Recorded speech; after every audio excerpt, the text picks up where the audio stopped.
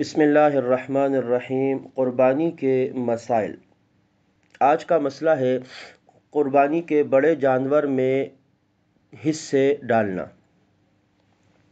اگر کوئی بڑا جانور ہے جیسے گائے ہے یا اونٹ ہے جس میں 7 حصے ڈالے جا سکتے ہیں، اگر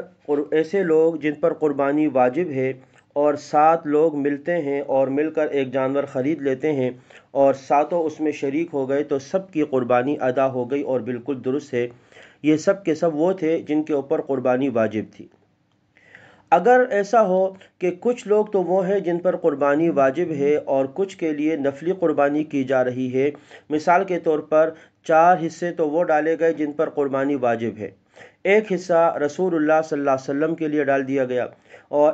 2 حصے کسی نے اپنے والدین کے لیے جو انتقال کر چکے ہیں نفلی قربانی کرنا چاہ رہا ہے وہ ڈال دیے۔ تو اب یہ ہوا کہ 4 حصے تو ان کے ہیں جو حیات ہے، زندہ ہیں اور ان پر قربانی واجب ہے، اور 3 حصے مرحومین کے لیے ڈال دیے گئے نفلی، تو بھی قربانی سب کی ادا ہو جائے گی اور قربانی بالکل درست ہے۔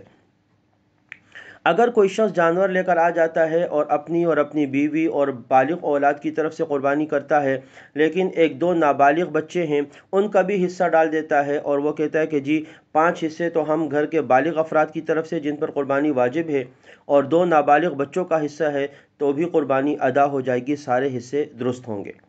اسی طریقے سے اگر گھر میں کوئی بچہ پیدا ہوا ہے یا بچی ہے، اس کا عقیقہ کرنا ہے اور گائے کے اندر لڑکے کے 2 حصے اور لڑکی کا 1 حصہ ڈال دیا گیا، بقیہ حصے قربانی کرنے والوں کے تھے، تو بھی قربانی ادا ہو جائے گی اور یہ سارے کے سارے حصے درست ہو جائیں گے۔ وآخر دعوانا ان الحمد للہ رب العالمین۔